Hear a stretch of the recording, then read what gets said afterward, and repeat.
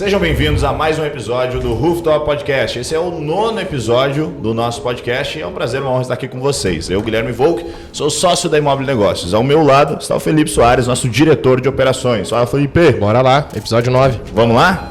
E hoje vamos entrevistar Ricardo Hoffman, ele que é fisioterapeuta, precursor da microfisioterapia, além de palestrante e treinador comportamental. Seja bem-vindo, Ricardo. Obrigado pelo convite e por estar aqui podendo compartilhar um pouco da minha história, da minha experiência. Massa. Felipão, o que nós vamos tratar com o Ricardo aqui hoje? Bora lá.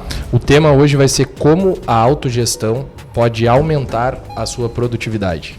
E aí vamos lá, né? A gente começou com essa apresentação falando de fisioterapia, microfisioterapia. Explica para nós, Ricardo, já para a galera que está nos ouvindo, quem é o Ricardo Hoffman? Que diacho de técnica é essa, né? Até o nome já é um tanto quanto suspeito. Microfisioterapia, né? Você faz fisioterapia em formiga? Como é que é o negócio, cara? Quase isso, né? A microfisioterapia ela é uma técnica de terapia manual, por isso, como fisioterapeuta, a gente tem essa possibilidade que vem lá da França e ela é baseada em toques suaves, toques sutis. Então a ideia do micro é pelo micromovimento, pela micropalpação dentro do processo terapêutico. Não geralmente... é porque o órgão é pequeno? Não. Até vamos pensar na evolução embriológica aqui, falar um pouco da minha especialidade, né? A pele, a camada mais externa da pele, ela tem a mesma origem embriológica que o nosso sistema nervoso central. Então, quando eu atuo com esses micromovimentos, com essa micropalpação, eu estou conversando direto com quem manda na porra toda. E aí a gente faz o processo acontecer. Mas eu sou um fisioterapeuta formado lá no Paraná, pela Universidade Paranaense, lá em Toledo, no oeste do Paraná. Sou radicado lá naquela região, mas moro em Balneário Camboriú há mais de 10 anos. E desde o início de carreira, em 2006 para 2007, quando eu me formei, eu abri a minha mente primeiro através da osteopatia, que já é uma técnica talvez um pouco mais difundida dentro da fisioterapia, que já tem uma visão do corpo como um todo, que vai trabalhar a parte biomecânica, a parte de vísceras, sistema nervoso. E a micro, ela veio como uma vertente, justamente já indo um pouco mais para o lado das emoções. E foi aí que eu comecei a entender o quanto o nosso emocional, os impactos, os traumas que vêm não só da nossa vida, às vezes alguma hereditariedade, algo de período gestacional, do momento do parto, e que sim, através das nossas experiências, vem a impactar no nosso comportamento, na nossa personalidade, no nosso estilo de vida, e nas doenças também, que é hoje em consultório, talvez o que eu venho atender, principalmente doenças crônicas, né? Acho que hoje em dia a gente está num momento brasileiro, recebeu o título de povo mais ansioso do mundo, né? Não sei se dá para ter orgulho desse título, mas é o que eu vou trabalhar dentro de consultório. Aí, cara, acho que uma coisa vai linkando com a outra, né? Quando você entra nessa miscelânea de formações de neurociência, de entender de comportamento humano, então você vai para coaching, você vai para PNL, você vai para constelações familiares, você vai para um Theta Healing, você vai para parte energética, espiritual, cara, a cabeça começa a explodir. Então hoje eu, como palestrante, como treinador também, busco aplicar tudo isso em turmas, né, com os meus alunos, tanto online como treinamento presencial, para poder virar as chavinhas aí e fazer as pessoas voarem. Caraca, a gente sai de fisioterapia para microfisioterapia. Depois a gente está falando de treinamento comportamental. Acho que a gente vai ter que criar uns links aí para entender todo esse processo. Tu pediu para eu resumir, né? Deixa eu entender o que o cara faz. O cara começa com fisioterapia e termina com treinamento comportamental. Vamos desenrolar isso aí, Ricardo. Primeiro, sim. Por quê? Por que você sai da fisioterapia, que é uma profissão comum, por assim dizer? Claro que exige muito conhecimento, muita hard skill, existe muita prática, muito tipo de conhecimento dentro dessa área também, porque tem fisioterapeutas, às vezes, específicos em determinadas áreas, né? Às vezes é fisioterapeuta da área superior, de membro inferior.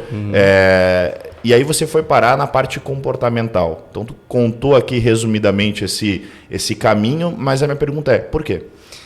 Logo que eu me formei e comecei a colocar a mão na massa com os pacientes, era nítida a correlação direta que existia entre aquela dor que o paciente vinha apresentar, às vezes um problema em cervical, uma hérnia lombar, um problema no tornozelo, às vezes mais físico, mais mecânico, que é o que a gente lá no começo acaba tratando, e uma história traumática, uma separação, uma perda, uma grande frustração, alguma história que aconteceu em algum momento antes daquele sintoma se apresentar. Então, não tem como você desconsiderar, e naquele momento, talvez pelas minhas características, ficou muito clara essa relação que existe, E aí eu comecei a estudar, né? Me tornei um buscador fascinado por justamente encontrar essas respostas, buscar encontrar as respostas e essa conexão que existia.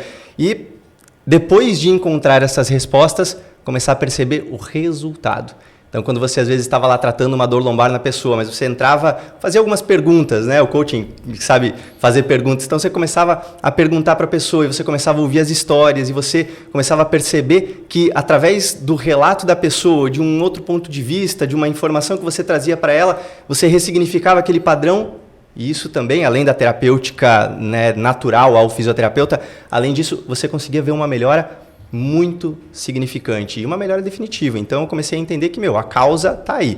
Não é negar a existência de traumas mecânicos, né, da dor por si só, mas hoje, se eu fosse colocar, o emocional para mim é o que é o maior implicador dentro de todos os traumas, todos os bloqueios, todas as doenças que porventura a gente vem apresentar. E hoje o paciente que ele te procura, Ricardo, ele chega com algo emocional ou ele chega com um trauma ou acontece das duas formas? As duas coisas, as duas formas. Tem pacientes que vêm justamente por causa de dores crônicas, acho que eu posso colocar aqui como um aspecto mais comum, mas tem também, talvez até a maior parte, não tenho isso em números, né, em dados agora, mas grande parte já vem justamente por entender essa correlação. Então ele sabe que ele tem uma dor, mas isso vem de um estresse, ele quer trabalhar esse estresse também, ele quer superar aquele trauma, aquela ansiedade, quer reorganizar todo esse cenário.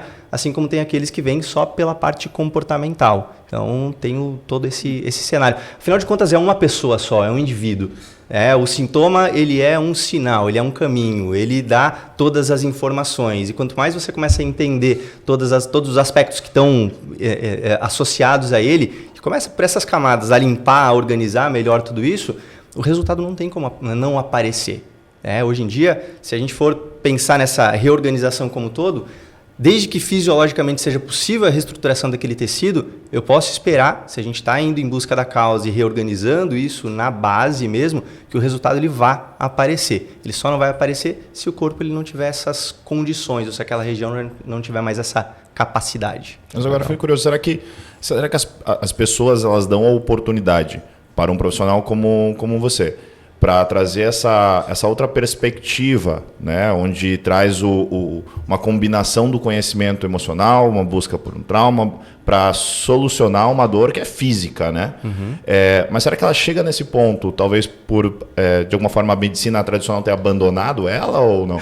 Olha, eu pego muitos pacientes que já vêm desenganados da medicina tradicional, justamente... Tô com dor nas costas, o médico não resolve... Vai lá, Ricardo, faz os exames, faz o raio-x, faz a tomografia, faz a ressonância, certo. Ou tá tudo certo, ou de repente aparece até alguma alteração, mas que não justifica aquilo tudo, até porque a gente está muito preso hoje dentro da ideia de que a genética é que comanda toda a nossa estrutura física. E, na verdade, não, isso é uma mentira. A epigenética, o que é o epigenético? É o que vai além da genética. Nosso estilo de vida, nossas preocupações, nossa gestão emocional, tudo que, a partir da genética criada, acaba se tornando experiências. Isso que vai imprintar na nossa célula, isso que vai imprintar no nosso subconsciente e que vai criar os nossos programas de sobrevivência. É mais ou menos essa ideia. Acho que a expressão programas de sobrevivência é algo que está muito preso à minha mente para eu entender o porquê que aquilo está acontecendo e o que eu preciso fazer para que aquilo possa ser sanado. A gente só toca no piloto automático, né? Exatamente. Pô, legal. Então, aqui foi interessante a gente tirar essa dúvida, entender o que é a microfisioterapia. Agora vamos ao tema central, né? Como a autogestão pode aumentar a sua produtividade. Mas antes de falar sobre produtividade, acho que é importante falar sobre autogestão. O que você entende como autogestão, Ricardo? Autogestão é entender, reconhecer as suas capacidades e também, né, capacidades internas inerentes a quem eu sou, qual a minha forma de olhar para o mundo e, através disso, também começar a observar o ambiente, o externo. Então, acho que essa é a junção. A autogestão está muito ligada, primeiro, eu olhar, minha visão, meu interno e o que o externo pode facilitar ou às vezes atrapalhar. E a gente tem várias ferramentas que vão ajudar nesse processo. Né?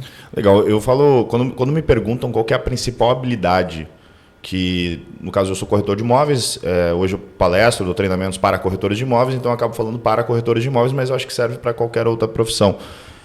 Qual que é a principal habilidade que um ser humano precisa desenvolver é a inteligência emocional? Sem sombra de dúvidas. Porque, de alguma forma, toda profissão lida com pessoas, né?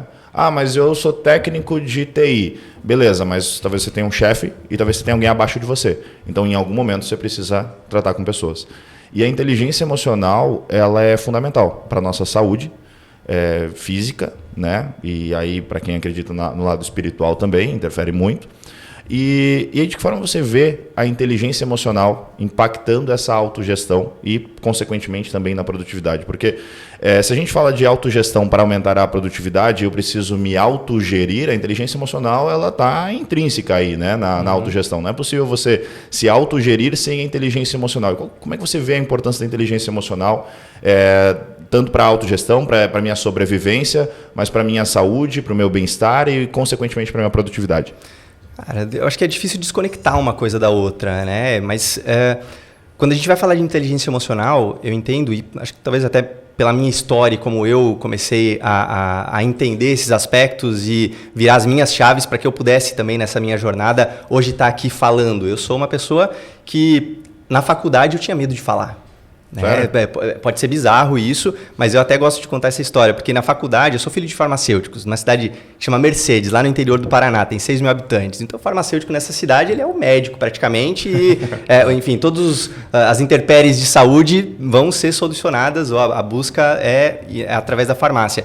E quando eu estava na faculdade, eu tinha problemas muito sérios de garganta, recorrentes, amidalite, esofagite, e eu chegava a usar antibiótico com muita frequência. Eu lembro que eu tinha uma caixa de sapatos lá que tinham todas amoxicilina, clavulanato, azitromicina, as drogas mais potentes em relação a isso, que pararam de funcionar porque o meu corpo ele já criou uma resistência àquilo. Então eu cheguei ao absurdo de pedir para minha mãe fazer uma benzetacil. Já tomaram benzetacil? Já. Né? Boas lembranças? Não. Né? Eu acho que ninguém gosta muito, quem já tomou sabe da referência que eu estou falando. E eu chegava ao absurdo de, num comecinho de dor de garganta, ligar para minha mãe e falar assim, mãe, já faz uma benzetacil logo, porque se eu não fizer isso, não intervir nesse momento, eu vou ficar uma semana sem conseguir falar, sem conseguir comer, me alimentar, ia ficar na cama, febre, aquela história toda.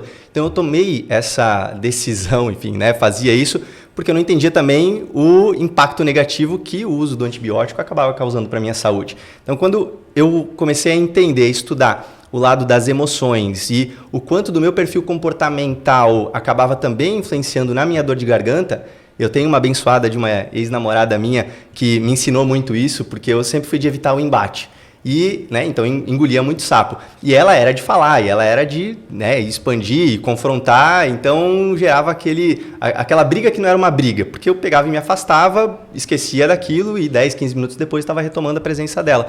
Só que teve um dia que depois de uma situação dessa, eu percebi que a minha garganta começou a inchar. Olha aí. Foi bizarro, cara, bizarro. Assim, deu 15, 20 minutos daquela situação, eu estava lá sozinho no quarto, minha garganta começou a inchar. Eu falei, caramba. E eu já estudava isso tudo, dentro da formação da microfisioterapia, a gente acaba um tratando o outro, né? Acaba sendo a prática que a gente faz ali. Então eu já vinha limpando algumas memórias, já vinha entendendo. A gente falou antes de informações, né? A gente estava falando aqui em off de criatividade, de como um banco de dados acaba sendo formado, às vezes, por estímulos aleatórios. Então, naquele momento, me caiu a ficha de, opa, peraí, você acabou de passar por uma discussão, você não expôs o teu ponto de vista, mesmo entendendo que você tinha razão, que seja a razão ali, e aí eu chamei ela para conversar. Falei, ó, seguinte, não concordo com isso, aquilo, e da mesma forma que eu fui expondo para ela, a minha garganta, ela deixou de doer. Olha aí, cara. Cara, é bizarro, parece né, histórias, mas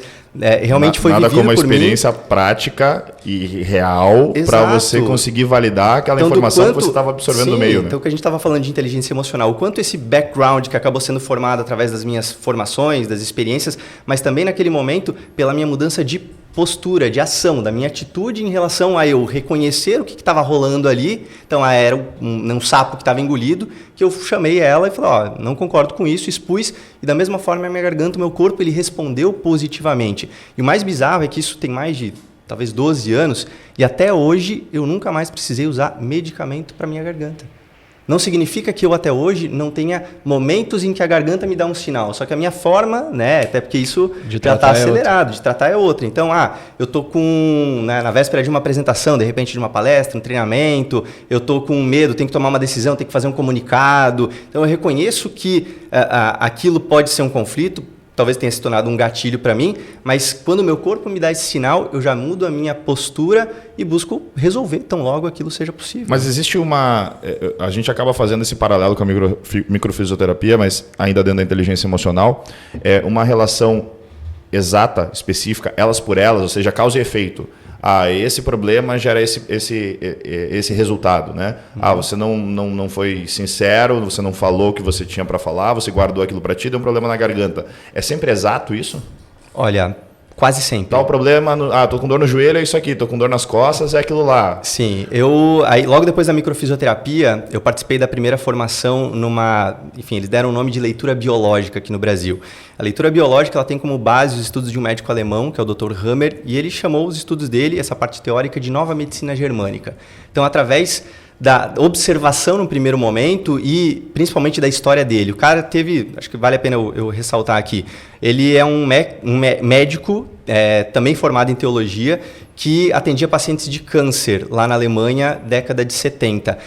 Tinha um filho de 17 anos, o filho foi viajar, passar férias na Itália, foi baleado acidentalmente, ficou 3 meses internado e veio a falecer. Tão logo o filho dele faleceu, algum tempo depois, algumas semanas depois, ele aparece com câncer em testículo e a esposa com câncer em ovário. E aí ele olhou para aquilo e falou assim, cara, do nada.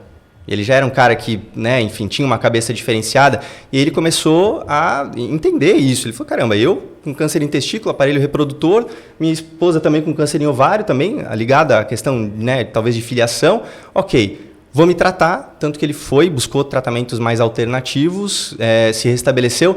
Ele veio a falecer agora, há talvez uns 3, 4 anos atrás, e a esposa dele buscou mais tratamentos convencionais e faleceu lá na década de 80. Não estou dizendo que um ou outro é mais eficaz ou menos eficaz, né? Mas a questão é que quando ele voltou a trabalhar, ele voltou para o hospital e ele começou a questionar aqueles pacientes oncológicos que ele tinha, se eles haviam passado por algum tipo de história, de impacto, enfim, de algum momento antes da doença aparecer. E o que vocês acham que eles responderam?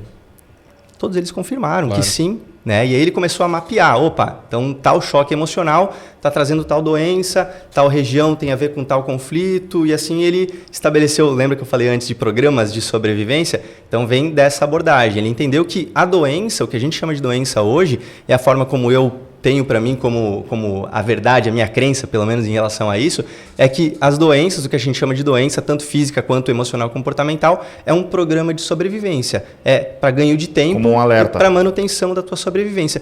Não só como um alerta, mas pensando em sobrevivência, ganho de tempo.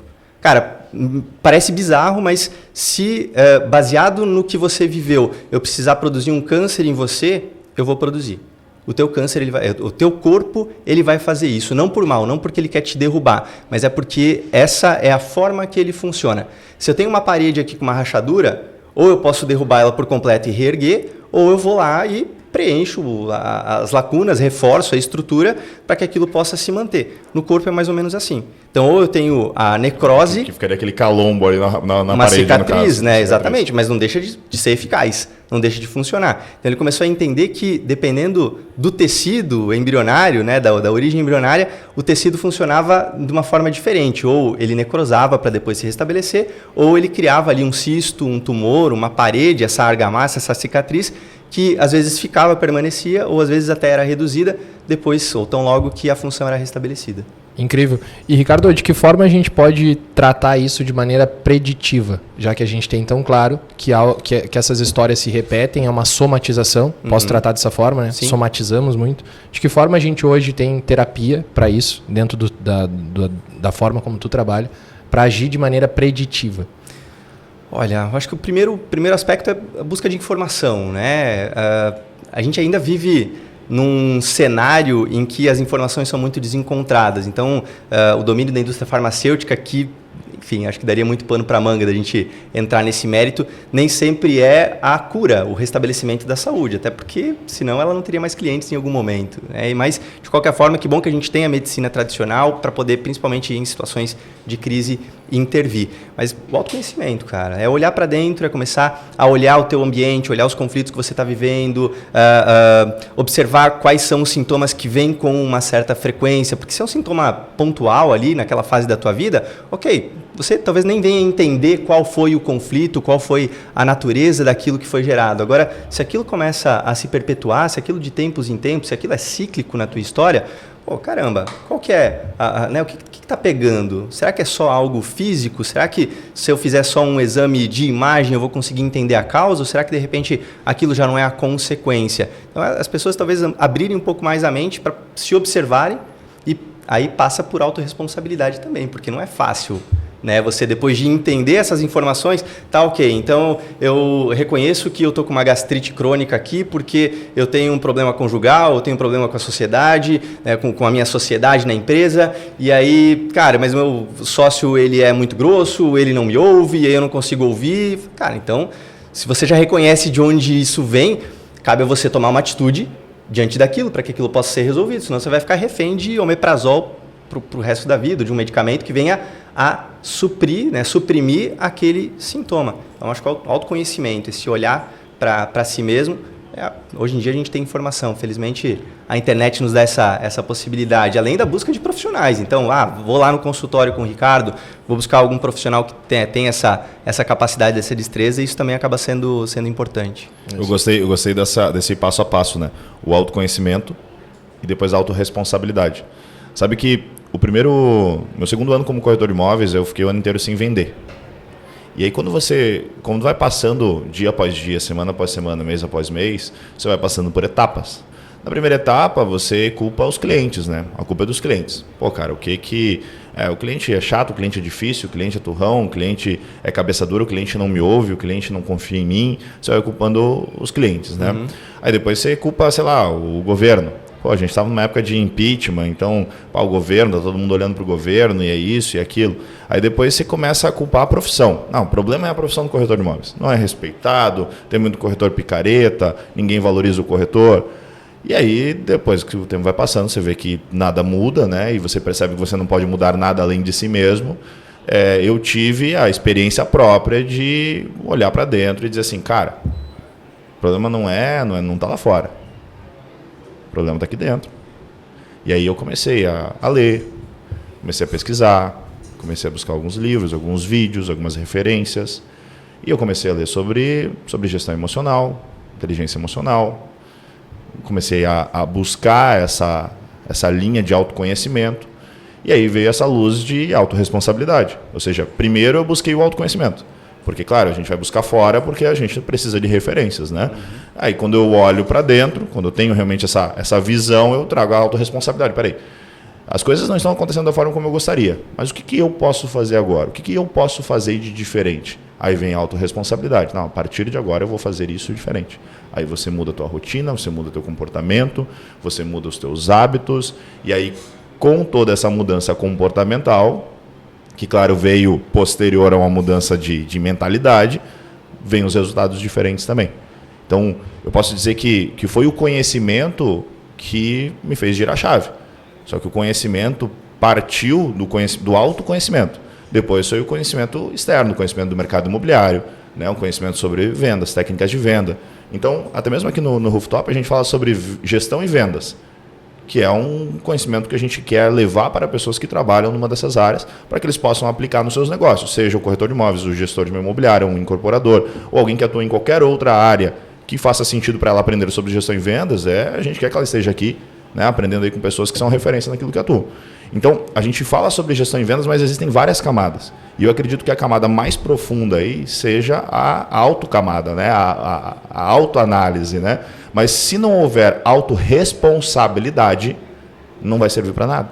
Porque se você não for capaz de assumir a sua própria responsabilidade sobre aquilo que você está fazendo errado, cara, seja o que você come, as pessoas que você convive, aquilo que você faz no seu dia a dia, ela não vai ter resultado nenhum. Você não vai alcançar nada que você quer se você só olhar para fora. Tem que olhar para dentro. Exato. E a tendência nossa é de sempre se manter na zona de conforto, né? Como você falou, de buscar uma explicação externa ao resultado que você está tendo na tua vida. Então começa talvez a avaliar como que está o teu relacionamento, começa a avaliar como que está não só a tua relação com você mesmo, mas a tua relação com a tua família, né? Como que está a tua casa. Cara, olha a tua sala, teu quarto, as gavetas, as camisas, aí você já começa a ter, de repente, algumas referências de algumas coisas que são palpáveis, que podem começar a ser organizadas, para que depois de um tempo você tenha esse resultado externamente também. O resultado externo, ele está intimamente ligado a isso. Eu gosto de comentar, né, também até com meus pacientes em consultório, porque essa é uma percepção que eu tive há muito tempo atrás, do quanto a minha agenda de pacientes está diretamente ligada ao meu estado emocional. Então, quanto melhor eu estou, mais inteira, mais completa, maior a fila de espera que eu tenho nos meus pacientes. Se, de repente, acontece uma oscilação, eu já faço essa autoavaliação. Eu falo, opa, peraí, o que eu estou deixando de lado, o que eu preciso reorganizar, o que está acontecendo que pode ser restabelecido. Teve um dia que a secretária, ela chegou para mim e falou assim, Ricardo, amanhã eu tive 4 desmarcações. Né? Pacientes que, enfim, desmarcaram, não deram desculpas e eu não estou conseguindo colocar ninguém no lugar. E aí ela fechou a porta e eu fiquei ali uns 3 a 5 minutos meditando. Justamente dentro dessa reflexão. O que eu preciso mudar internamente para que as pessoas voltem a se conectar comigo? Não é que eu estou só conectado a elas, é uma via de mão dupla. Nós estamos interconectados. Então, por alguma razão, houve essa desconexão. E foi tão bizarro aquele dia, porque da mesma forma que ela chegou, abriu a porta e falou, olha, tivemos 4 desmarcações, no intervalo para o próximo paciente, ela abriu a porta e falou assim, Ricardo, em 15 minutos eu completei a agenda. Por pessoas que, pacientes antigos que lembraram de mim do nada, naquele instante, e pessoas novas que por recomendação acabaram ligando para a clínica também e preencheram a agenda. Então, esse olhar para dentro, ele é fundamental. Foi legal tu comentar sobre meditação, porque a gente está sempre escutando da prática de meditação para quando a gente está escutando sobre performance, sobre produtividade. Comenta um pouco de que forma a meditação entrou na tua vida e explica um pouco para a nossa audiência, para quem tem dificuldade de começar essa prática, uma dica de como começar a meditar, o quanto que isso impacta hoje na tua vida, como é que essa prática está dentro da tua rotina? Sim, eu nunca fui de meditar, até algum tempo atrás, e sempre vinha aquela desculpa, eu não consigo aquietar a minha mente, vem um pensamento, será que eu tenho que brigar com esse pensamento, como que eu tenho que reagir diante de tudo isso? E quando eu comecei a estudar, principalmente dentro de uma vertente com alguns mestres da Índia, eu comecei a entender que não é uma briga. Você tem que acolher esses teus pensamentos. Eles vão aparecer e é natural que eles apareçam. Afinal de contas, a gente está vivo aqui. A questão é, ao invés de brigar, acolhe. E da mesma forma que você acolhe, eles fazem parte de você, você consegue resgatar a tua presença. Acho que esse é um primeiro ponto. Mas para tornar mais fácil, esse também é um exercício que eu trago aos meus pacientes, eu gosto de racionalizar a meditação. Então, tem um instituto americano que é o HeartMath, que ele fala em coerência cardíaca. Tá? Até estimulo vocês a buscarem informações sobre isso. Eles têm vários artigos publicados já, lá, é um instituto que está sediado lá na Califórnia, e um em especial, alguns que eles pegaram, mas uns em especial, trazendo CEOs lá do pessoal, da galera do Vale do Silício, das startups. Cara, a galera completamente doente, obesos, hipertensos, diabéticos, um estilo de vida completamente desregrado. E o que eles fizeram dentro desses vários estudos é pura e simplesmente trazer exercícios respiratórios. Então, eles acompanharam lá esses cidadãos por 2 meses, 3 meses, então depende da extensão do artigo ali, e eles conseguiram mudanças significativas na qualidade de vida dessas pessoas, pura e simplesmente porque elas agregaram a respiração. E qual que é a ideia da coerência cardíaca? Esse é o termo mais técnico. A coerência cardíaca seria o equilíbrio entre o teu coração e a tua mente. A tua mente, ondas elétricas, o coração, ondas eletromagnéticas, mas basicamente como que você interfere, como que você controla isso tudo? É através da respiração. Então são exercícios simples, geralmente 5 segundos inspirando, 5 segundos expirando, leva talvez 3, 4, 5 minutos fazendo isso repetidamente. Tem vários até no YouTube, se você pesquisar exercício de coerência cardíaca, tem alguns vídeos que colocam ali, tem aplicativo hoje gratuito pro celular também, que ele tem ali uma referência, é uma onda indo e vindo, é uma bolinha que sobe e desce, então você vai acompanhando isso. Quanto mais você pratica isso, maior a tua capacidade de, no momento de estresse, restabelecer o teu estado de coerência. O estado de coerência seria o estado de presença, é o estado em que você vai tomar decisões mais sábias, é o estado em que você vai estar mais conectado à tua intuição, é o estado que é, de certa forma, um estado meditativo. E a tua habilidade em conseguir restabelecer esse estado de presença é o que vai determinar a tua qualidade de vida. Até antes a gente falava aqui de estados emocionais, né? Estado de sofrimento, estado de graça, né? Fala um pouquinho disso para nós. State. Então, nessas imersões com essa galera da Índia, eles ensinaram um conceito que eu já vivia, mas eu não conseguia descrever esse conceito de uma forma talvez tão simples. Mas, Ricardo, boa parte do que a gente está falando aqui a gente já vive, a gente só não Exato. sabe, né? A gente só não consegue ter consciência, ter clareza disso, né? Mas eles trouxeram esse conceito de 2 estados emocionais. Que eu hoje até falo que são quase que 2 estados espirituais, né, para transcender essa ideia da emoção, que é o estado de sofrimento e o estado, eles chamam de beautiful state, o estado de graça, o estado de conexão. O estado de sofrimento é o estado do ego. É o estado em que você consegue, que você passa a ver tudo separado, é só você acima de tudo. Esse é o estado de sofrimento, de dor. O beautiful state, ele é o estado de conexão. Esse estado de graça é um momento em que você começa a entender e a reconhecer que você faz parte do todo. E esse movimento que a gente está fazendo aqui não é para o nosso ego, pelo menos, né, conheço vocês aqui, eu sei qual é a natureza de tudo isso, mas é justamente se autodesenvolver, né, através da experiência para poder levar aquilo para alguém que está assistindo isso aqui em algum lugar do mundo, né? Então, esse é o ponto crucial. Então, de você conseguir se manter o máximo de tempo nesse estado de conexão. Não tem como a gente se manter, às vezes as pessoas perguntam, tá, Ricardo, então como que eu faço para me manter 100% do tempo no estado de graça? Nessa dimensão, pelo menos, a gente não teria essa capacidade, né? Quando a gente atinge o estado de luz, o estado búdico, a gente, né, transcende. Mas o que é o importante? É você reconhecer que o sofrimento ele existe, ele faz parte da nossa vida, mas no momento em que você reconhece ele, seja através de uma sensação física, seja através de um problema, de um desafio que você está passando ali na tua realidade, de você olhar para ele, conseguir se dissociar, porque esse reconhecer já é um primeiro, é o despertar, né? Você já reconhece ele e você tem ali a possibilidade de fazer algo diferente. O que acontece é que a maioria das pessoas, ou muita gente, né, não a maioria, mas muita gente até consegue reconhecer isso, mas continua vivendo aquilo, continua alimentando aquilo, isso continua preso nisso tudo. Então eu sei qual é a natureza do meu sofrimento, mas eu tenho um amigo meu que ele fala da piscina de merda, piscina de cocô. A pessoa tá ali inundada na piscina de cocô, só com o nariz de fora, tá cheirando mal, mas tá quentinho. Então ela de repente se acostuma com aquilo e tá tão gostoso aqui. Tão ruim isso aí. Não então tá bom, mas vai ser ruim isso aí, vai ser difícil. Exato. Então esses são os pontos. Mas qual que seria o caminho então para nós vivermos esse estado de conexão? Basicamente o que a gente está falando aqui, né? Abraçar a tua responsabilidade, inteligência emocional, para poder entender que, claro, a vida não é só coisa necessariamente boa, né, ou só boas experiências, que o sofrimento, que a dor, ela faz parte do nosso cotidiano e você conseguir, no momento em que isso se apresenta, sair dessa situação o mais rápido possível. Quanto maior for a tua capacidade de perceber que entrou no estado de sofrimento, maior a tua qualidade de vida. Eu gosto muito da metáfora que eu coloco do copo e da torneira, né? O copo como o acumulado das nossas informações passadas, traumas, enfim, tudo que a gente carrega lá de trás, e a torneira que é a minha vida hoje, meu relacionamento, meu estilo de vida, minha alimentação, sono, espiritualidade. Se o copo está cheio e a torneira está aberta, eu estou num momento de crise.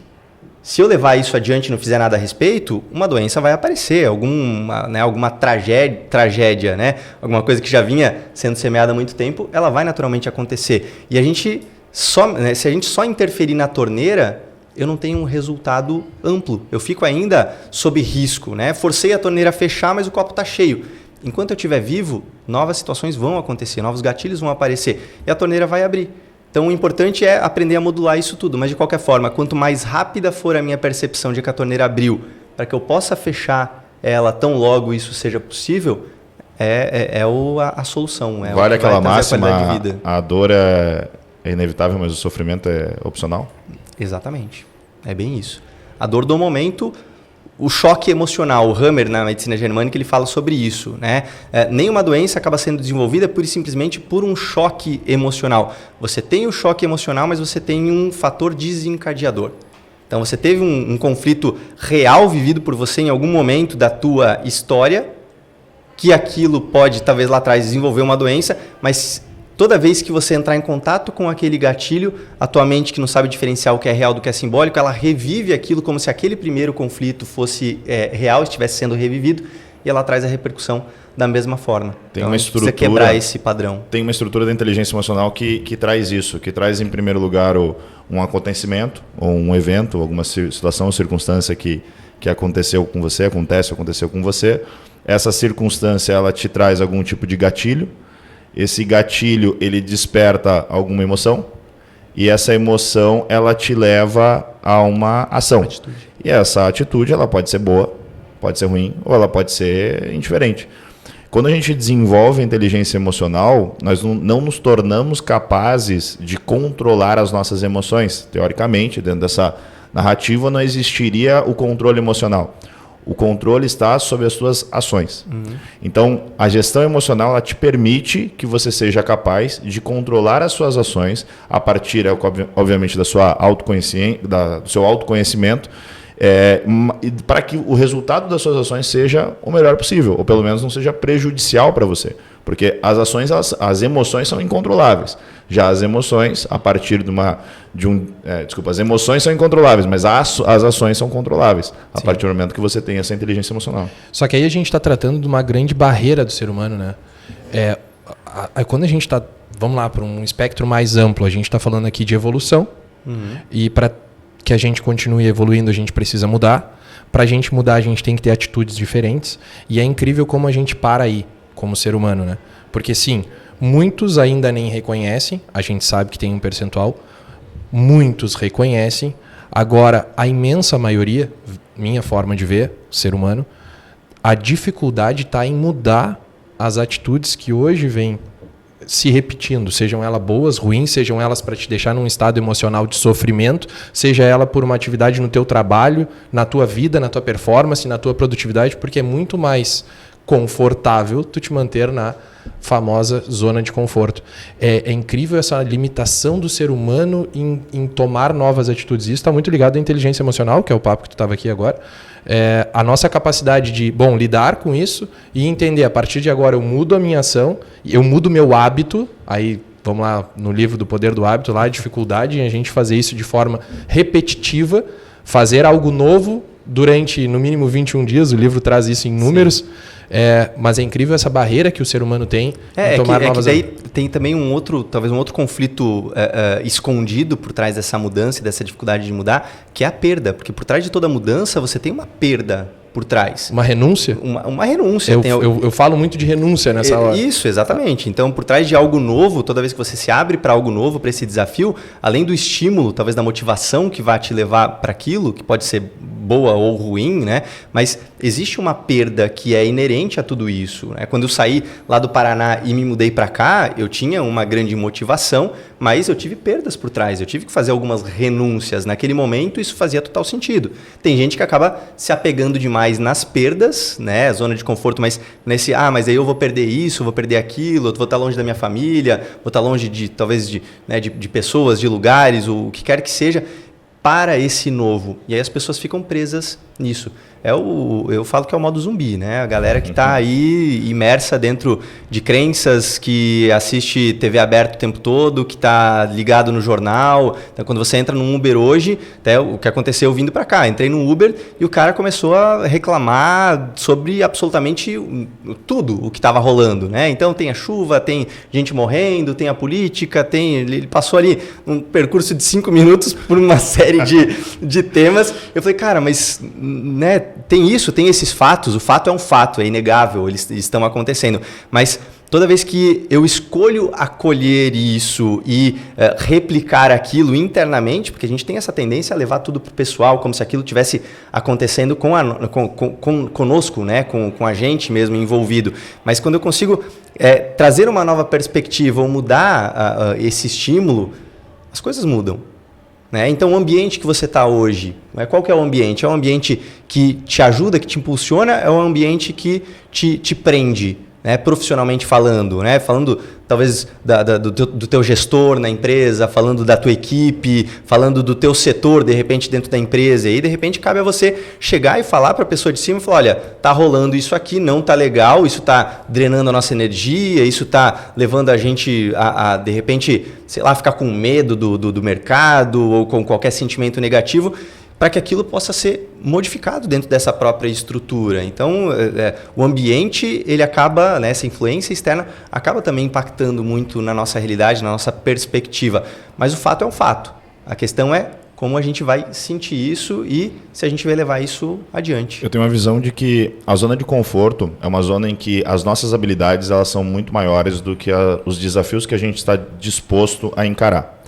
E a zona de desconforto é uma zona onde os nossos desafios, os desafios que a gente se propõe a encarar, são muito maiores do que as habilidades que a gente dispõe hoje. Né? E essa habilidade pode ser comportamental, pode ser uma soft skill, pode ser uma hard skill, mas quando a gente tem desafios maiores, seja um boleto para pagar, maior do que o meu salário é capaz de cobrir, porque de alguma forma aquilo ali é visto como um desafio superior à minha capacidade de honrar com aquele compromisso, isso me gera desconforto. E aí, às vezes, a gente fala muito de sair da zona de conforto como uma forma de estimular a pessoa a desenvolver o crescimento. De fato, eu concordo, porque a partir do momento que você está na zona de conforto, ou seja, as suas habilidades são muito grandes e se você tem poucos desafios, você entra numa zona de tédio. É aquela zona que, cara, nada tem graça, nada faz sentido, as coisas, deixa do jeito que tá, se empurra com a barriga. Só que quando você entra na zona de desconforto, que é aquilo que a gente tanto estimula, cara, sai da zona de conforto, mas espera aí, a zona de conforto, que é a zona em que você tem muito mais desafio do que habilidade, é uma zona onde está o estresse, a ansiedade, a preocupação, onde a pessoa não dorme direito, onde a pessoa come muito porque está ansiosa. Então, também não acho saudável essa tal da zona de desconforto, né? Sair o tempo inteiro da zona de desconforto. E aí a minha perspectiva é que a gente precisa oscilar, a gente precisa desenvolver habilidades, porque é isso que vai nos dar competências para que a gente possa encarar desafios maiores, mas a gente precisa buscar cada vez maiores desafios para que a gente se estimule a buscar mais habilidades. E assim a gente vive buscando performance, buscando crescimento. Qual que é a tua perspectiva sobre isso? Sobre sair da zona de conforto? Olha, eu acho que a gente ainda está muito preso dentro de paradigmas aqui, né? Talvez a nossa cultura judaico-cristã que acabou implantando lá no nosso subconsciente a ideia de fugir do inferno. E no final das contas, a dor, como a gente falou, ela vai existir. Mas será que eu consigo será que eu consigo me permitir a merecer uma vida melhor? Será que eu consigo, quebrando esses padrões todos, e aí talvez até tenha uma questão que vem da constelação familiar, da parte sistêmica, desonrar, né, vou colocar entre aspas aqui, ser a ovelha negra da minha família para poder quebrar esses padrões e alcançar resultados ainda melhores, seja no meu relacionamento, seja no meu estilo de vida, viajando o mundo, ganhando muito dinheiro, e aí a gente fica, né, preso dentro desse paradigma. Desse código. Exatamente, desse código. Então a gente precisa quebrar isso tudo. Né? E quebrar, talvez, cara, vocês estão assistindo nosso papo aqui, vocês estão tendo acesso a algumas informações, mas não fiquem presos a isso. Vão buscar outras informações, vão buscar outros contextos, vão buscar outras vertentes para que você possa ter um plantel de skills ainda maior, porque sempre que o desafio ele aparecer, você vai poder ter outras possibilidades. Eu gosto muito de colocar a ideia de um videogame, né, com, sei lá, um Super Mario da vida, né? Você vai passando de fase, chega lá no final, você tem um chefão e a primeira vez que você de repente enfrenta aquele chefão, você não vai conseguir superar ele, mas chega um momento em que você, por tentativa e erro, descobre qual é a magia, qual é a combinação e você passa daquela fase. A partir do momento que você conseguiu isso, se você encontrar aquele mesmo chefão em algum outro momento, você já sabe o que fazer. Só que tem uma evolução. O próximo chefão, ele vai chegar e vai ser diferente. Então você precisa buscar outras ferramentas, descobrir, né, e tentativa e erro talvez seja um dos aspectos. Se permita errar. Uma coisa que eu ouvi de um professor mestre meu, ele falou assim, a única dádiva que nós como seres humanos aqui temos é o direito de errar. Então se permita errar, erre rápido e arrume isso, né? Conserte isso, aprenda com o erro para que você possa seguir na tua jornada, né? Não fique preso na culpa, talvez, em função do erro ter acontecido, mas se abra para essas novas possibilidades. Imagino que muitos dos teus pacientes tenham isso como sintoma, né? A cobrança, a culpa, o julgamento, e aí está relacionado à ansiedade. E aí o Brasil foi aí reconhecido com essa marca de um país com o maior índice de ansiedade no mundo. Baita título. Putz. Mas como tu trata muita gente, eu queria te fazer uma pergunta, ver se isso tem alguma conexão. Ao mesmo tempo que a gente é o país com o maior nível de ansiedade no mundo, a gente também é o país, um dos, que mais usa redes sociais. E lá a gente tem uma série de comparações... Ego, vaidade... Tem relação isso? Total.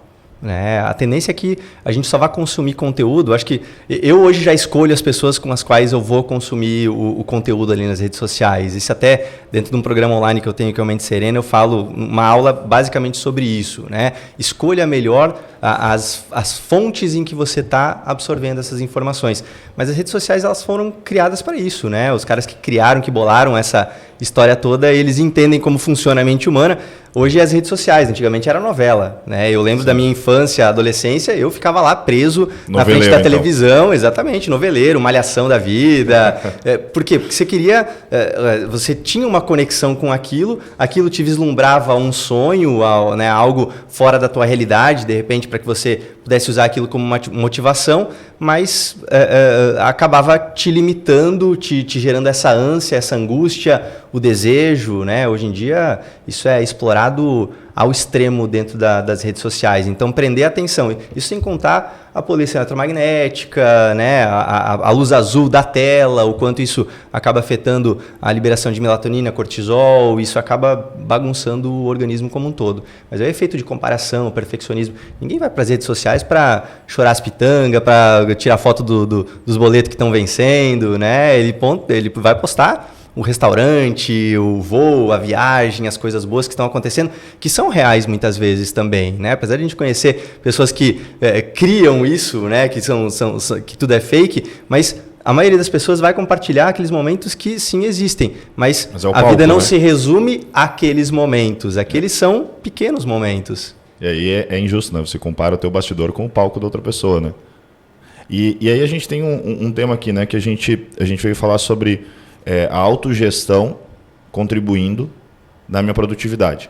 E aí talvez tenha alguém passando ali, rolando no Spotify, ou quem está assistindo pelo YouTube, inclusive, pessoal, quem está aqui nos assistindo, se você está no YouTube, aproveita para seguir o canal, aproveita para ativar o alerta aí para ser avisado dos novos episódios. Se você estiver no Spotify, segue o canal, compartilha nas redes sociais aí se você gostou desse episódio e tamo junto, pessoal. Então a gente tem esse tema, como a autogestão pode ajudar, contribuir com a produtividade. Então às vezes o cara estava lá rodando na rede social e ele viu um tema produtividade. E aí aquele cara é aficionado por produtividade. Eu quero produzir mais, eu quero vender mais, eu quero ganhar mais dinheiro, eu quero. Talvez até por aquilo que o Felipe falou, das redes sociais, da comparação. Então eu quero. Ele, caiu e ele veio parar aqui. Mas até onde vale eu investir na minha produtividade? Considerando que às vezes a produtividade é trabalhar mais. Aliás, se isso é produtividade. Antes eu te perguntei o que é autogestão, então agora eu te pergunto o que é produtividade para você? E vai ser, de novo, uma análise muito pessoal, né? Baseado nas nossas crenças e na estruturação que veio sendo fomentada. Eu acho que falando por mim, né? Eu consigo colocar como produtividade aquilo que, através do meu trabalho, dos meus serviços, possa trazer tudo aquilo que eu desejo para minha realidade. Então, possa trazer os meus sonhos, possa me trazer segurança, possa me trazer bons momentos e possa, talvez até através do meu trabalho também, trazer o prazer de contribuir com as pessoas, para que ela possa ter uma melhor qualidade de vida, para que ela possa ter menos dor, para que, de repente, até uma cura venha a acontecer. Então, acho que um equilíbrio entre esses cenários todos é o que acaba sendo estabelecido por mim como um padrão de produtividade. É claro que temos desafios, então de tempos em tempos, novos projetos, novos, né? A gente falou antes do propósito líquido, né? Acho que estava usando essa expressão aqui. Estava falando antes que o Evandro falou sobre isso num dos episódios. Exatamente. Então é muito volátil. Nesse momento é isso que faz sentido para mim. A grande, talvez, burrice que muita gente acaba entrando é que elas entram em guerras sem uma deadline. Elas entram em uma guerra sem saber a direção, o que, aonde aquilo vai levar. E aí, se você entra numa guerra sem uma expectativa de sair dela, cara, você está ferrado. Agora não, eu estou nesse momento com um novo projeto. Pô, lancei um podcast, tenho um ponto novo de venda, talvez, tenho algo novo, inusitado para mim. Por quanto tempo que eu vou me dedicar a isso, mesmo que isso venha talvez a comprometer um pouco do que eu estabeleci como qualidade de vida, talvez o meu tempo com a minha esposa, talvez um tempo com prazer, uma viagem a menos durante aquele período, mas que vá fazer sentido para que depois desse período que eu estabeleci, eu venha não só a resgatar aquilo que eu tinha antes, mas talvez ainda melhor, né? ainda mais. E quando eu falo isso, eu até estava lembrando aqui ao longo da conversa de um conceito, não sei se vocês já ouviram falar, Tony Robbins ele fala sobre as 6 necessidades humanas. Né? E dessas 6 necessidades, tem 2 que ele considera como as necessidades mais espirituais, e que é o que traz sentido à nossa vida. Então, para quem está aqui ouvindo a gente, eu acho que é legal ter esse entendimento. Por que a gente está aqui? Por que a vida às vezes perde o sentido? E ele compreendeu, dentro dessas 6 necessidades, que 2 delas são as que realmente são inerentes ao sentido da nossa vida, que é a necessidade de crescimento. Então, a partir do momento que eu estou percebendo que eu estou andando, que eu estou me tornando uma pessoa melhor, independente de ser em uma única área ou em vários aspectos, mas que isso está me levando para uma jornada de crescimento, a minha vida faz sentido. E a outra necessidade é a de contribuição, que é a partir dessa minha realidade, o que eu estou fazendo pelos outros. Não é por um grande público, de repente, né? Às vezes a gente fica preso nessa ideia de que a missão tem que ser algo grande, tem que ser uma grande transformação com um grande público e, cara, por vezes é ali na tua casa, é você, a tua esposa, é o teu filho, né, os teus familiares, o teu bairro, de repente, mas quando eu entendi esse conceito, né, que me foi apresentado, ficou muito claro para mim que, e isso eu busco até hoje, né, a necessidade de atender a pelo menos essas 2 necessidades. Eu hoje pratico beach tênis. Né, faz 1 ano e meio, então eu fui picado por esse bichinho e depois eu sempre fui assim, pelo menos em esportes, né, em várias áreas, mas em especial nos esportes. Quando eu entro para me dedicar, eu caio de cabeça. Então, desde o momento que eu tomei a decisão, naquela primeira semana e até hoje, eu faço aulas semanais. Eu vou para um professor que eu entendo que está num nível, né, mais avançado, que pode me trazer algum ensinamento para que eu venha a evoluir. No último final de semana, pela primeira vez, eu cheguei à final da categoria B, perdi na final, mas foi uma primeira, né, final. Isso Parabéns. Obrigado. Não vou te convidar para jogar comigo, eu vou perder de ti. Então, para mim, é claro que dentro dessa área eu estou crescendo, porque quando eu comecei eu era um iniciante, eu nunca tinha pego numa raquete de beach tênis na vida, e agora 1 ano e meio depois eu participei de um campeonato onde eu cheguei até a final. E então é uma perspectiva real. Se vai para uma perspectiva talvez mais espiritual, a gente não tenha algo tão palpável, mas respeite isso, faça talvez uma autoanálise aí de qual área da tua vida você está buscando desenvolver, qual área que, né, nos últimos tempos talvez você está se percebendo uma pessoa melhor. Eu estou me tornando um marido melhor, eu estou me tornando uma esposa melhor, eu estou me tornando um pai, um melhor gestor, eu estou percebendo através dos dados da minha empresa que as coisas estão crescendo, que as coisas estão evoluindo. Essa percepção real e subjetiva, ela é algo que alimenta, né, por ser uma necessidade humana, esse sentido de vida. E aí a contribuição é através dos frutos disso, através do fruto da minha palavra, um abraço, um sorriso que eu trago para o outro. Não é uma questão só de doação de dinheiro, às vezes é uma doação de tempo, de conhecimento, de ensinar. O que a gente está fazendo aqui não deixa de ser, de novo, uma forma da gente contribuir também, de atender essa necessidade. E aí, cara, é sentido de vida. Estamos contribuindo com o crescimento. Exatamente. Não é sobre o que a gente tem, sim o que a gente dá, né? O que a gente oferece, né? Sim. Cada vez mais a gente praticar isso na nossa rotina, né? Ricardão, Oferecer. cara, se você fosse, talvez repetindo algo que foi dito aqui, talvez não, ou talvez só deixando claro de forma específica, 3 dicas práticas para aumentar a produtividade de forma saudável. O que você sugere? Faça exercício físico. Ok. Medite. Ok. Busque o autoconhecimento. Ah, fantástico. Fantástico. Em resumo... Faz exercício físico, medite e busque autoconhecimento. Cara, foi o resumo do episódio. Vamos para o papo de cobertura? Bora! Papo de cobertura então, pessoal. Papo de cobertura, para quem está aí nos acompanhando, também para explicar aqui para o nosso convidado, é um momento que a gente entra num assunto mais pessoal, a gente busca conhecer melhor o nosso convidado, apesar que ele já falou aí, vice-campeão de beach tênis, eu estava pensando em convidar o cara para jogar, agora o cara é vice-campeão de beach tênis, já não vou mais convidar. Então o objetivo é conhecer um pouquinho mais a rotina, entender mais o dia a dia, entender mais sobre o Ricardo. Né? A gente falou tanto aqui sobre autogestão, falamos sobre vários temas aí que concluímos agora, então o papo de cobertura a gente chegou na cobertura, chegou no rooftop, agora vamos te conhecer.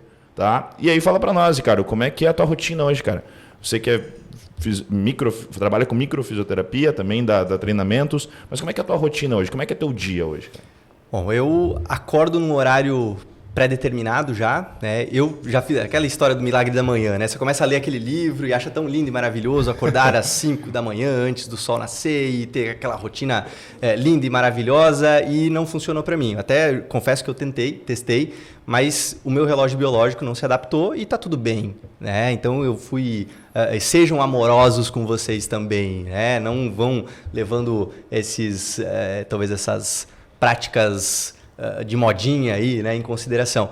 Mas hoje, 6h30, 7 horas da manhã, mesmo sem um despertador, eu desperto, faço o meu shot matinal lá. Geralmente vou treinar em jejum de manhã, então faço o meu shot, faço a minha meditação, procuro fazer pelo menos uma leitura breve, seja uma leitura da Bíblia, uma leitura inspiracional, para que possa trazer uma mensagem ali no começo do meu dia. Tu não vai falar qual é o shot matinal, cara? E nem se o treino é cardio, é força, explica mais. Agora eu quero saber qual que é o shot matinal do cara aqui, meu. Não, dá uma de blogueiro agora, cara. Geralmente vai ter lá em casa o limão espremido, a água, a glutamina, a creatina, uma cúrcuma, uma canela, um guaraná, enfim, alguma coisa nesse sentido, né? Um própolis. Então esse é o meu shot matinal. Legal. Café com óleo de coco, com TCM ali, para poder dar uma alimentada no cérebro logo cedo.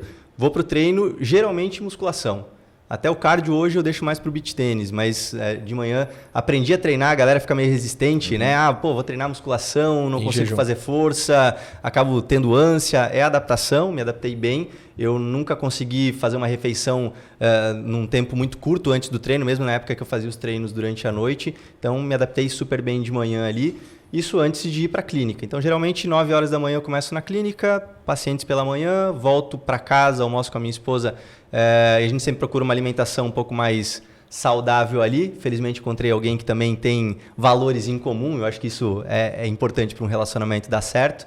E volto para a clínica na parte da tarde. Aí, à noite, compromissos sociais, né? O dia do beach tênis, o dia de ficar em casa para namorar, o dia de ter uma mentoria com os meus alunos também. Então, geralmente, um dia na semana, ou eu vou fazer uma live, ou vou fazer um encontro através do Zoom com os meus alunos que estão espalhados aí por todo mundo. É mais ou menos assim que eu levo a minha rotina. Casado, tem filhos? Casado, sem filhos ainda. Projetos. Comentasse agora dos teus alunos, como é que funciona hoje, que produtos tu oferece, como é que o cliente te encontra? Isso, através da rede social eu tenho um programa para ansiedade, que é o Mente Serena, né, que a ideia é, através de um processo terapêutico mesmo, que foi baseado na minha evolução, em como eu consegui trabalhar e equilibrar a ansiedade na minha vida. Então eu trago isso para essas pessoas. E aí, além do programa propriamente dito, com os exercícios, as induções, eu faço um acompanhamento de 1 ano. Então todo mês a gente se encontra, tem ali um debate, enfim, me trazem dúvidas, trago outras informações, tudo para que possa ter esse envolvimento, esse acompanhamento que é importante hoje em dia, né? Eu acho que hoje essa chamada, né? Eu falo que todo mês eu estou chamando os meus alunos para olharem para eles. Então, aqueles que estavam se perdendo no meio do caminho, eles são resgatados e a gente consegue trazer esse olhar. Então, nas redes sociais, Instagram é onde vocês vão me encontrar. Lá no Instagram, conteúdo sobre autodesenvolvimento, minha rotina, questão da relação das emoções com as doenças. Então, lá eu falo um pouquinho mais a fundo, talvez, sobre determinados sintomas que as pessoas vêm, abro caixinha de pergunta, então a galera vai lá e coloca qual o sintoma e eu faço, né, procuro traduzir um pouco dessa conexão para que através dessa informação ela possa modificar a raiz do problema. Mas Instagram é o meu canal de comunicação principal hoje. Qual que é o teu Instagram, Ricardo? Ricardo, @Ricardo Hoffman. Ricardo, H-O, 2 Fs, M de Maria, A, 2 Ns de navio. Viu, pessoal? Não é só o meu sobrenome que tem que soletrar. Gostei disso. Ricardo, interessante, né? Ele tem um treinamento que se chama? Um curso de treinamento para ansiosos no país com o maior número de ansiosos. Tá vendendo água no deserto. Mandou bem, Ricardo. Cara, Oportunidade e hoje, do momento, né? O que tu tá lendo, o que tu tá ouvindo, tu costuma ler, tu costuma ouvir, o podcast, o que tu recomenda de, sei lá, de série, de filme? Faça um jabá aí do que tu consome de conteúdo que você acha que seria importante para as pessoas que estão nos ouvindo aqui agora. Cara, tem um livro muito legal que é meu livro de cabeceira e de tempos em tempos eu vou lá e dou uma folhada. Eu acho que é um livro bem acessível para a galera começar a entender o quanto o ambiente acaba afetando diretamente a nossa saúde, que chama Biologia da Crença, de um biólogo americano que chama Bruce Lipton. Esse é um livro fácil, está em todas as livrarias ali. Você começa a entender de física quântica, começa a entender de estilo de vida, começa a entender de gestão emocional de uma forma bem leve e tranquila. Hoje, cara, pode parecer, eu falo bizarro pelo menos para mim, né? Minha mãe ela é evangélica e de tempos para cá ela se tornou um pouco mais fervorosa, é aquela coisa de mãe, de cobrar, não, leia a Bíblia, isso, aquilo, e você continua refutando até o momento em que você, num determinado momento, abre a Bíblia, ela fala com você e você se conecta à verdadeira palavra e à verdade que está ali sendo apresentada. Então, a Bíblia é algo que está no meu ladinho todos os dias ali para poder, enfim, ter alguma inspiração, ter alguma mensagem. E um outro livro que eu poderia colocar aqui, que também está ali em paralelo na minha cabeceira, que é O Poder do Agora, do Eckhart Tolle. Cara, eu escrevi O Poder do Agora, tá aqui no meu papel, rapaz. Tô lendo pensamentos aqui, que né? Massa, mas O Poder do Agora é um livro que eu gosto demais e também nessa pegada. Dá para ler ele do começo ao final e várias vezes, ou simplesmente, preciso de uma inspiração para hoje, numa palavra, eu abro lá, leio aquelas palavras que estão ali apresentadas. E é o que hoje a minha referência, o que eu tenho consumido. Podcast, confesso que nos últimos tempos não tenho consumido tanto conteúdo em áudio, né? Mas gosto de assistir alguns no YouTube mesmo. Então ali tem do primo rico lá, né? Do primo. Legal. Tem, enfim, algumas coisas legais. Cara, sabe de livro, né? Eu escrevi aqui o nome de 2 livros, tá? O Poder do Agora era um deles. E o outro é Aprendendo a Silenciar a Mente, do Osho. E eu li os livros nessa ordem. Foi primeiro Aprendendo a Silenciar a Mente, do Osho, e depois eu li O Poder do Agora. Para mim fez muito sentido porque um complementou o outro. E para mim o Aprendendo a Silenciar a Mente, ele trouxe de uma forma mais mastigada, mais gostosinha. Foi assim, aquela coisinha que a entrada do restaurante que você vem, que você come, você, gostosinho, beleza. E O Poder do Agora eu achei até mais paulada, mais técnico, né? Ele traz até uma linguagem um pouco mais robusta. Ambos fantásticos. E foram livros que fizeram parte da mudança de chave que eu tive lá naquele ano que eu fiquei sem vender. Então foi o Aprendendo a Silenciar a Mente, depois O Poder do Agora, que deu o socão na cara e que me trouxe a seguinte mensagem, que aí se conecta com aquilo que a gente falou hoje aqui, que você trouxe muita referência, que foi o seguinte: esteja presente. Se eu posso tirar alguma coisa do Aprendendo a Silenciar a Mente, do Poder do Agora, cara, é isso. Esteja presente. Esteja aqui. Esteja inteiro. Que é a partir daí que as coisas acontecem. Então fica mais um livro aí de sugestão para a galera que está nos ouvindo. Isso aí. É aí que você vai ter a resposta, né? No momento em que você está conectado com você, que você entende que você não é sozinho no mundo, né? Que existe aí, para quem acredita em Deus, enfim, uma conexão maior, um ser divino, uma energia suprema, o que quer que seja. Mas no momento que você silencia a mente, se conecta a você ou entra, né, nesse canal de conexão, você tem todas as respostas. Porque no final das contas, por mais que possa parecer retórico, a resposta sempre está aí dentro da gente, né? Fantástico. Ricardo, alguma mensagem que você gostaria de deixar para as pessoas que estão nos ouvindo ou alguma coisa que tem dentro de você que você gostaria de compartilhar, que de alguma forma reflete a forma como você pensa, a forma como você enxerga a vida, o mundo, enfim, algo que está no teu coração aí, quer abrir para nós? Eu gosto muito de parafrasear um dito popular, né, que é aquela história do casa de ferreiro, espeto é de pau. Mas lá em casa eu digo que casa de ferreiro, espeto tem que ser de ferro. Então, seja congruente, seja coerente, né? Não se deixe levar pela dor, né? Ou de uma perda, por algum sofrimento, porque aquilo é passageiro, mas que você possa sempre se fortalecer, se motivar através da dor, justamente aplicando dentro de casa e talvez dentro da tua própria morada aquilo que você tanto ouve lá fora. Maravilha, pessoal. Perfeito. Ricardo Hoffman aqui conosco. E aí, Felipão? A gente tanto fala, né, que a inteligência emocional é a principal skill quando a gente está treinando o time, seja falando com gestores ou falando com vendedores. Então, hoje foi uma grande aula para quem quer saber mais sobre o tema e também poder seguir o Ricardo e ficar aí a par de todo esse conhecimento que ele distribui na rede. Então, obrigado, Ricardo. Foi um prazer te receber, uma honra. O papo foi incrível. Eu que agradeço. E com certeza vamos convidar o Ricardo para uma próxima, porque faltou coisa para perguntar. Nossa senhora, cara, ficaria o dia inteiro falando sobre isso aqui. É um tema que como eu falei, é uma habilidade de inteligência emocional, de autogestão. Para mim é parte daí. Porque o começo, qualquer coisa vai estar dentro de nós. Então, a inteligência emocional, a autogestão, né? Eu tô falando de mim. Cara, antes da alta performance está a autoperformance. Se eu não performar dentro de mim, cara, nada fora vai se concretizar. Então, esse assunto para mim, ele é a mãe de qualquer outro tema que a gente vai falar sobre pessoas. Que aí vai reverberar em venda, vai refletir em gestão, em qualquer outra coisa, né? Mas o cara começa do indivíduo. Então esse papo para mim aqui é sensacional. Pessoal, se vocês gostaram, dá um like aí, compartilha nas redes sociais, compartilha no Instagram, compartilha no YouTube e vamos que vamos. Pessoal, teu Instagram, Felipe, pra te acompanhar, cara? @Felipe Soares. Beleza, Ricardo já falou dele, é Ricardo Hoffman, com 2 Fs e um N? 2 N's. 2 N's e 2 Fs. Enjoado. HOFFMANN. O meu é Guilherme Volk, @GuiVolk, WOHLKE. Também tem sobrenome, tem soletrar toda vez. Sobrenome alemão não é fácil, cara.